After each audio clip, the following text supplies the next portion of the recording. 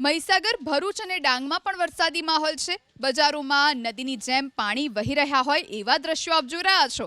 આ દ્રશ્યો મહીસાગર જિલ્લાના મુખ્ય મથક લુણાવાડાના છે।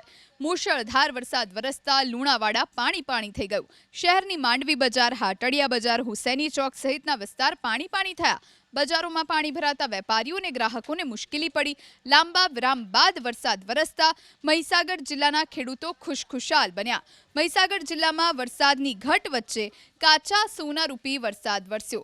વાત ભરૂચની કરીએ। ભરૂચ, જ્યાં આજે વરસાદી માહોલ હતો। ભરૂચ શહેર અને જિલ્લાના અંકલેશ્વર, વાલિયા તાલુકામાં પણ વરસાદ ખાબક્યો। બપોરના 4 વાગ્યા સુધીમાં ભરૂચ શહેરમાં 1 ઇંચ વરસાદ વરસ્યો તો અંકલેશ્વરમાં અડધો ઇંચ વરસાદ। અંકલેશ્વરની શહેરની વાલિયા ચોકડી, કોસંબડી સહિતના વિસ્તારમાં પણ વરસાદી માહોલ હતો।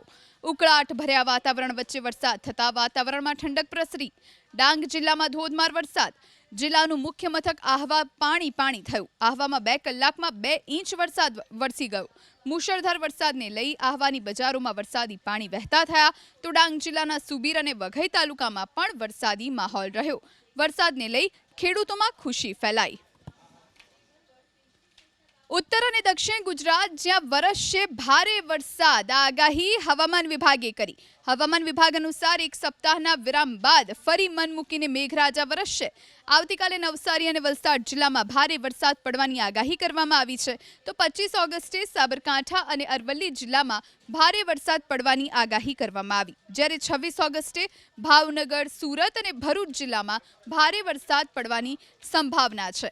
ગુજરાતમાં અત્યાર સુધી સિઝનનો 73% વરસાદ વરસી ચૂક્યો છે તો હાલ ગુજરાતમાં ગરમી પણ પડી રહી છે।